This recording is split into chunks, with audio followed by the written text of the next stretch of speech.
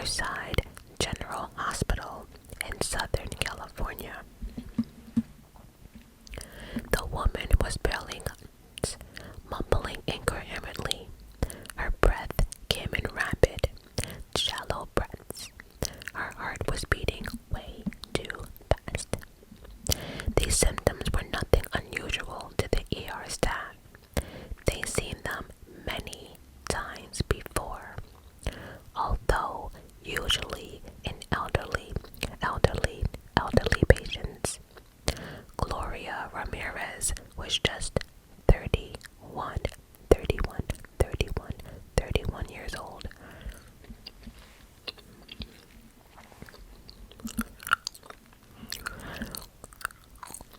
Protocol in such situations is well established. Get air into the patient's lungs. Get symptom-relieving drugs into the bloodstream. Maureen Welch, a respiratory therapist, attended to the former, placing a plastic mask over the patient's nose and mouth and giving her air through the bag. Meanwhile, a cocktail of fast-acting medications was given through the IV to Gloria. Valium, Ativan to sedate her, lidocaine, and other drugs to get her heartbeat under control. When these methods failed to produce the desired results, a crash cart was called. The patient's t-shirt was removed so that the paddles could be applied to her chest. It was at that moment when the team noticed an oily sheen on her skin and picked up a pungent odor, a bit like garlic, coming from her mouth. In the midst of all of this activity, blood had to be obtained for it to be analyzed so the doctor could understand what they were dealing with. Nurse Susan Kane was given the job and went about it as usual. First, the patient's arm was swabbed with alcohol, then a catheter was inserted and a syringe attached. Then the syringe filled with dark fluid. But Nurse Susan Kane noticed a chemical smell. She handed the syringe to Maureen Welch and then leaned in closer to trace the source of the strange odor. Welch sniffed the syringe and detected something as well. The blood smelled like pneumonia. She then passed on the syringe to, we're gonna call her Julia G, because she has a really long name, so we're just gonna call her Dr. G. But Dr. Julia G held the vial up to the light and noticed a odd beige-colored blob floating in the blood. It was at this point that the practice routine in the ER began to veer out of control. The first person to display symptoms was Nurse Kane. Kane was walking from the trauma unit when she suddenly started to sway. She would definitely have fallen had ER doctor Humberto Ocha not been there to catch her. As he lowered the nurse gently to the floor, Ocha noticed that she was running a temperature. He called for a gurney and Kane was wheeled from the ER. Across the room, Dr. Julia G had also begun to display symptoms. Quite suddenly, she felt lightheaded and queasy, unable to stay on her feet.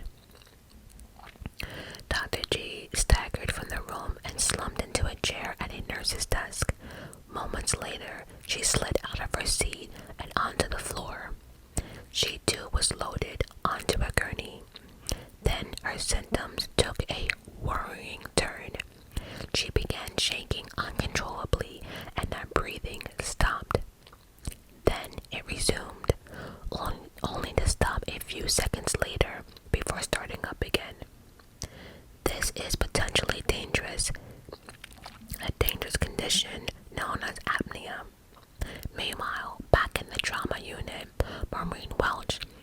respiratory therapist had just collapsed. Full-scale chaos now broke into the ER. Several staff members began complaining that they felt nauseous.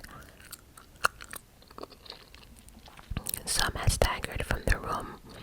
Others were forced to sit as their legs felt unsteady under them. At this point, hospital admin had no option but to declare an emergency. Most of the trauma unit staff was evacuated to the parking lot along with the patients. The only ones who remained inside were the doctors and nurses still fighting to keep Gloria alive. This was not going well. Despite the best efforts of Dr. Ocha and his team, Gloria was fading fast.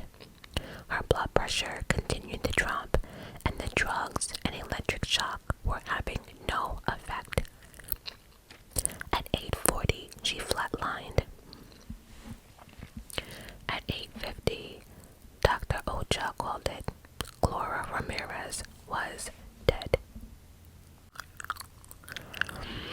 Outside in the parking lot, meanwhile, a surreal scene was being played out. Doctors and nurses had been ordering to strip down to their underwear for fear that their clothes had been contaminated by some chemical. These half-clad medical professionals now hustled between beds, attending their patients under the dull orange glow of the parking lot lights. Some of those patients were the colleagues, of course, of Dr. Julia G., who continued to experience tremors and apnea.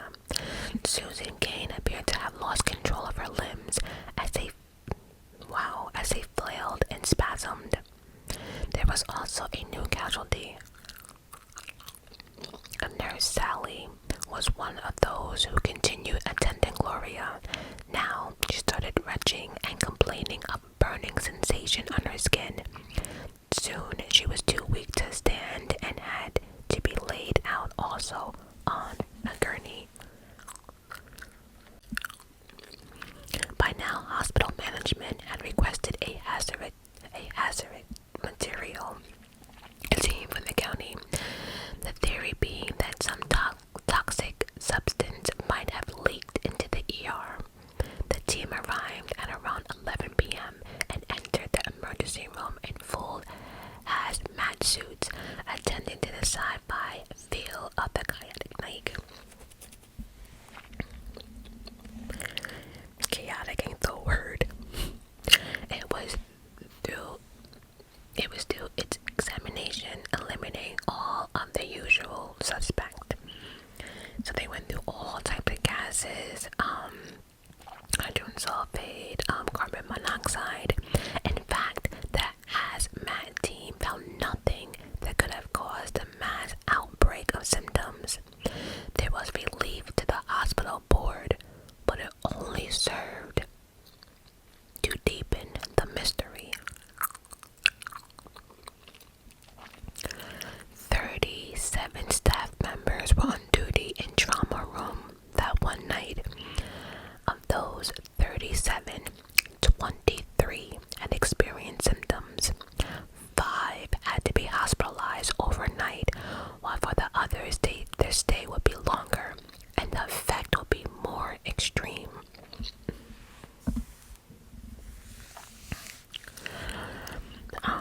Susan, the first nurse that was attending to Gloria, she was confined to a bed for 10 days, and she had the spasms and the apnea. Dr. Julia G.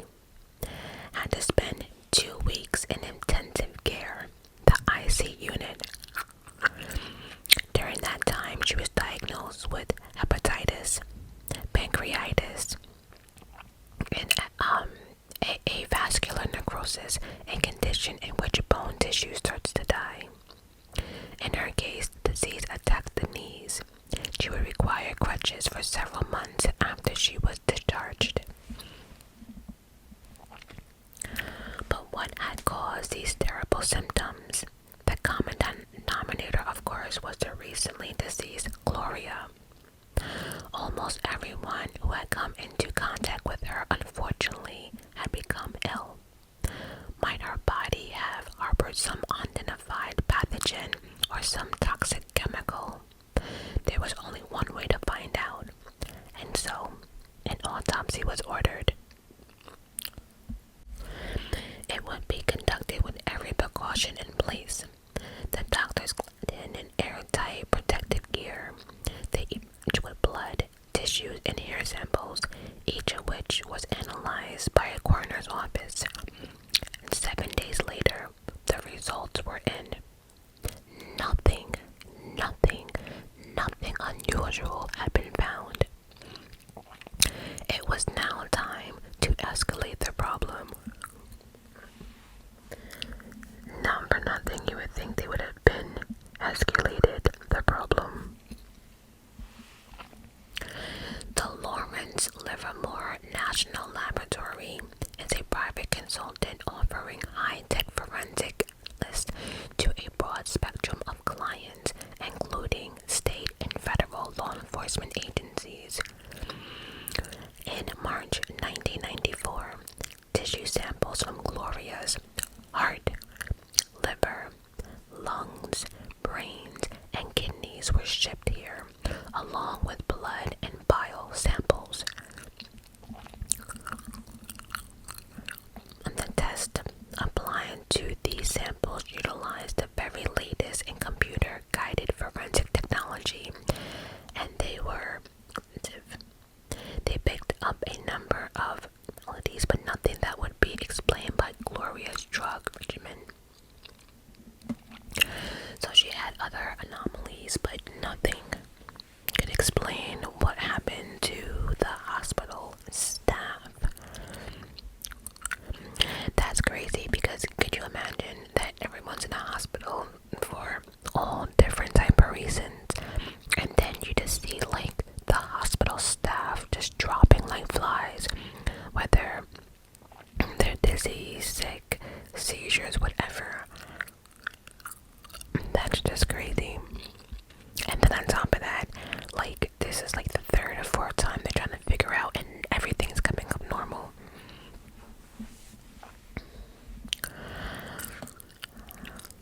Alright, and so okay, so they picked up a number of anomalies, but nothing could explain by Gloria's drug regimen. She recently had been diagnosed with inoperable late-stage cervical cancer and was on prescribed meds. That was sad. She also had been taking large doses of codeine and Tylenol to ease her pain. This, however, could not have accounted for the cardiac dysrhythmia that had killed her. It most certainly could not account for the symptoms of the ER workers as well.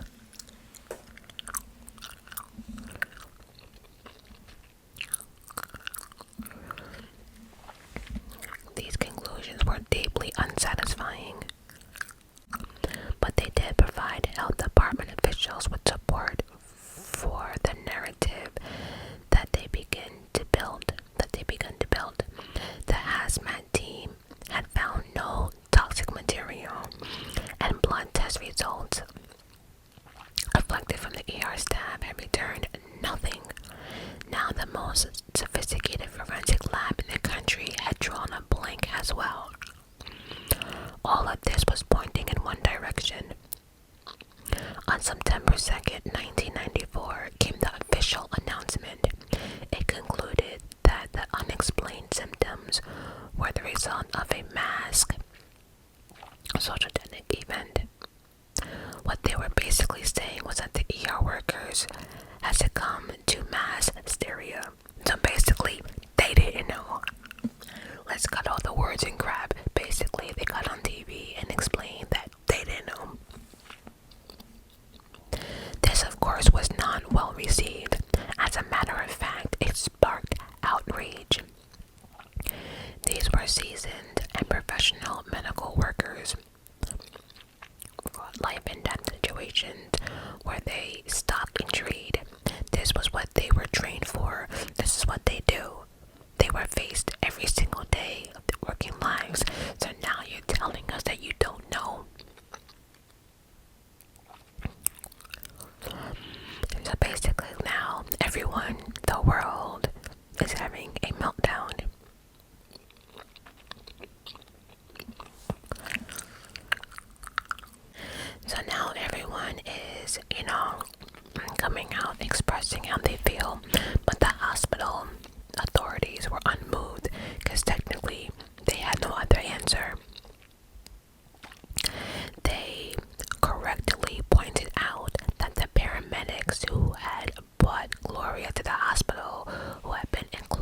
TOXICITY to her in the ambulance, who had even come into contact with her blood when starting an IV, had suffered no illness, no effect. They also noted that all the ER workers who had suffered symptoms were females. Male staff members like Dr. who stayed longer with Gloria than anyone had experienced no ill effect. The implication was that women were more prone to hysteria than men. In the modern era, it would likely have sparked an uproar. In this case, it resulted in at least one lawsuit. Dr. Julia G., who sued Riverside General Hospital for $6 million in damages.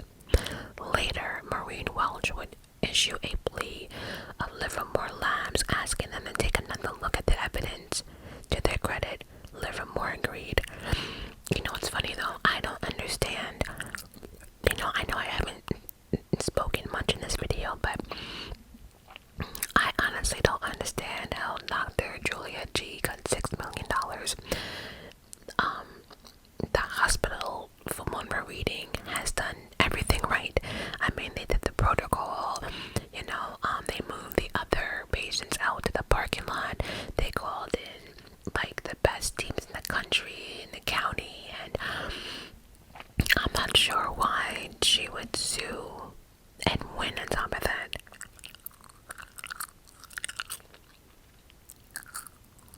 Well, then again, it didn't say she won it. It just said, okay, in this case, it's resulted in at least one lawsuit. She sued $6 million in damages. So I don't know if she actually won that, but so anyway, Maureen Welch is asking and pleading with the labs to redo everything all over again. Maybe we missed something. The second inquiry would unearth a startling detail that had somehow been missed the first time around. It appeared that Gloria had been in the habit of covering herself from head to toe in dimethyl. Let me see how to pronounce that real quick. Hold on. It's pronounced dimethyl sulfone. Anyway, it's spelled Dimethyl, then Sulfone, more commonly known as DMSO. The substance has somewhat checkered history. Back in the early 60s, it had been marked as a muscle relaxing cream and had been regarded as a cure for all sorts of ailments. Doctors regularly prescribed it as a painkiller or to reduce stress. Professional athletes use it to reveal muscle strains. But then, in 1965, studies suggested that regular use of DMSO could severely damage the user's eyesight, and the product fell out of favor. That's interesting.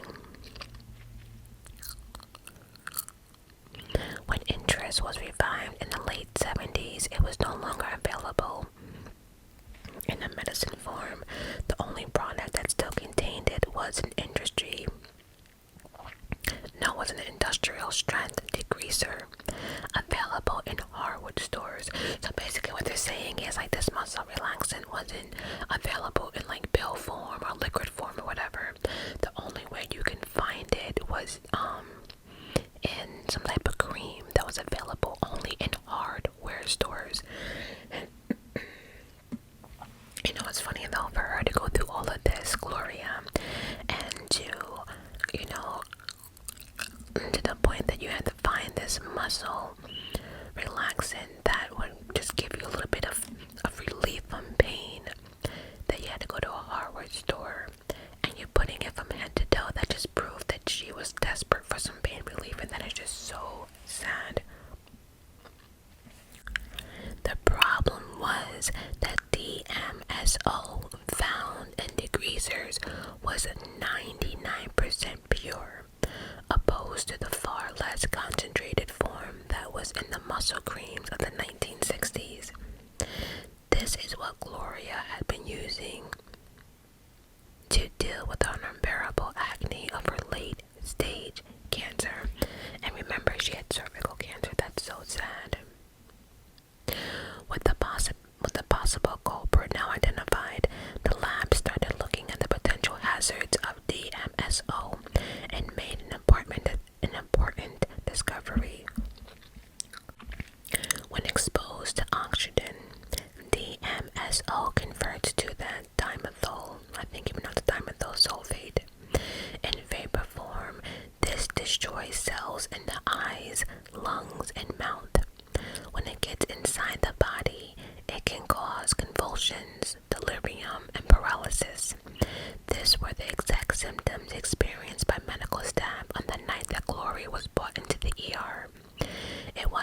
as hysteria after all. They suffered from dimethyl sulfate poisoning. And this theory is also out by other factors of the case. DMSO cream would explain the oily sheen that doctors noticed on Gloria's skin and the glands in her blood. Remember in the beginning they said that they saw like some beige blob substance in her blood. It would have also explained the garlicky odor coming from her mouth. It seemed the mystery had been solved at last. And there was only one problem. Gloria's family denied that she ever used DMSO, the cream. But you know what? A lot of times too, like family members don't know what happens inside, someone's home, and no one, I guess if you're not in that much pain, no one understands what people will go through just for some relief. You know what I'm saying? For pain, or people don't know what people will go through just to go to sleep. There's people out there who have, sleeping problems. Half the world can't sleep. Anyway.